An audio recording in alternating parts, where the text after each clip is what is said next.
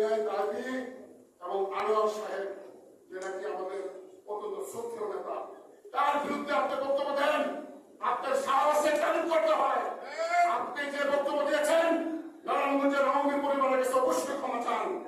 যদি ক্ষমা না চান, আমরা সাংগঠনিকভাবে নেত্রীর সাথে আলাপ করে আপনার বিরুদ্ধে আমরা অবস্থান গ্রহণ করব এবং আগামীতে আরেকটা কথা বলে ভুলে গেছি, আবেগ কত নম্বর ওয়ার্ড, আবেগ 21 নম্বর ওয়ার্ড আবেগ এবং বড় মহানগরের নেতা হয়েছেন। কার হাত দিয়ে নেতা হয়েছেন? আপনি বলেন ঘরের ছেলে ঘটনা ফিরে আসবে। আর এখন তো বিএনপি লোক, আপনি বিএনপি করেছেন,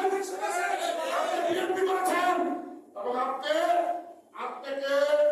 গ্যাস লাইন যেখানে আপনি সেখানে তার সঙ্গে বিল দিয়ে চলেন, বিস্কুটের ফ্যাক্টরি চালান, রোজ পোলাও মাংস খাইয়া নেতাদেরকে আপ্যায়ন করেন, আর গ্যাসের বিল কেমন কম দিবেন সেই রাস্তা তৈরি করেন।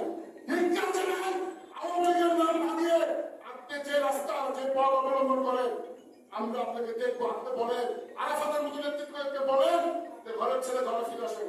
আরে আওয়ামী লীগের তো আরাফাত বলে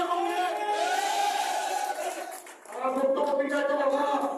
আমি আপনাদের আগামীতে ঐক্যবদ্ধভাবে একসাথে থেকে আন্দোলন সংগ্রাম কিভাবে প্রতিষ্ঠিত করতে হয় আমরা সেই চেষ্টা অব্যাহত রাখবো বলে আমি আপনাদের